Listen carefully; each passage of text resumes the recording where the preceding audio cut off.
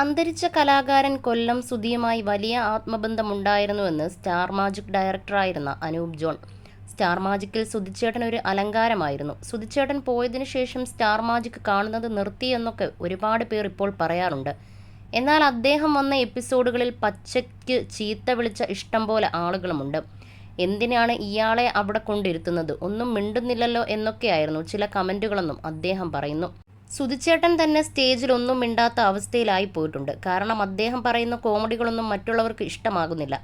ഇതേക്കുറിച്ച് എന്നോട് പറഞ്ഞപ്പോൾ കോമഡി പറയാനല്ല സുധിച്ചേട്ടനെ അവിടെ കൊണ്ടിരുത്തിയത്, ആ സാഹചര്യത്തിൽ എങ്ങനെ പ്രതികരിക്കാൻ തോന്നുന്നോ അങ്ങനെ പ്രതികരിക്കാനാണ് എന്നായിരുന്നു എൻ്റെ മറുപടി.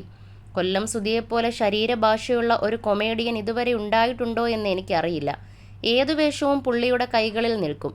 ഫ്ലെക്സിബിലിറ്റി നല്ല രീതിയിലുണ്ട്. മരിച്ചപ്പോഴാണ് സുധിച്ചേട്ടൻ ഇത്രയധികം ആരാധകർ ഉണ്ടായിരുന്നുവെന്ന് നമുക്ക് മനസ്സിലാകുന്നത്. സ്റ്റാർ മാജിക് നിർത്തിയിട്ട് കുറേ മാസങ്ങളായെങ്കിലും ഇപ്പോഴും ആ പരിപാടി നിർത്തിയതായി തോന്നുന്നില്ല.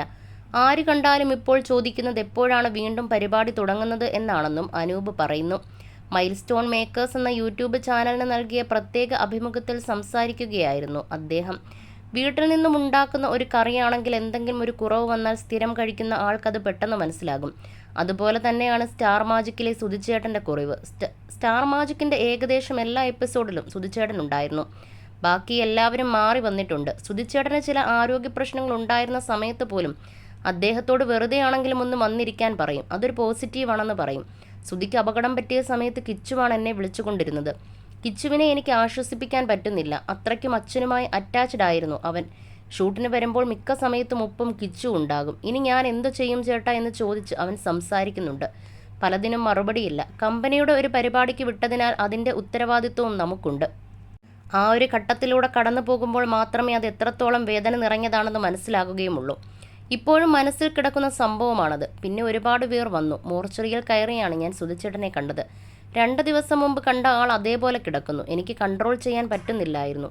വിനീഷേട്ടനാണ് ചേർത്ത് പിടിച്ച് പുറത്തേക്ക് കൊണ്ടുപോകുന്നത്. ഇപ്പോഴും ആ സിറ്റുവേഷൻ കണ്ണിലുണ്ട്. സ്വന്തം വീട്ടിൽ നിന്നും ഒരാൾ പോയ തോന്നലായിരുന്നു. അത്രയും അറ്റാച്ച്ഡ് ആയിരുന്നുവെന്നും അനൂപ് പറയുന്നു. രേണുവിനെയും മക്കളെയും പറ്റാവുന്നിടത്തോളം സഹായിച്ചിട്ടുണ്ട്. ഒരുപാട് ഫാൻസ് അസോസിയേഷനുകളുമുണ്ട്, അവരും സഹായിച്ചിട്ടുണ്ട്. എന്തൊക്കെ ചെയ്തുവെന്ന് ഇപ്പോൾ പറയുന്നില്ല, അതങ്ങനെ തന്നെ നിൽക്കട്ടെ. അതേ തന്നെ മറുവശത്ത് എന്തുകൊണ്ട് സുധിച്ചേട്ടൻ ഇത്രയും വലിയ പൈസ ഇല്ലാത്ത സാഹചര്യത്തിലേക്ക് പോയെന്ന് ഞാൻ ആലോചിച്ചിട്ടുണ്ട്. ഒരുപാട് വലിയ ആർട്ടിസ്റ്റാണ് അദ്ദേഹം. കൊല്ലം സുധിയുടെ പരിപാടി കാണാനായി സൈക്കിൾ ചവിട്ടിപ്പോയ കഥ സുരാജേട്ടൻ എന്നോട് പറഞ്ഞിട്ടുണ്ട്. അത്രയും തിളങ്ങി നിന്ന വ്യക്തിയാണ് അദ്ദേഹം. സഞ്ചരിക്കാത്ത കാര്യങ്ങളില്ല. അച്ഛൻ സർക്കാർ ഉദ്യോഗസ്ഥനായിരുന്നു. എന്നിട്ടും എങ്ങനെയാണ് സുധിച്ചേട്ടൻ സാമ്പത്തികമായി ഈ ഒരു അവസ്ഥയിലെത്തിയതെന്ന് ഞാൻ ആലോചിക്കുമെന്നും അനൂപ് പറഞ്ഞു.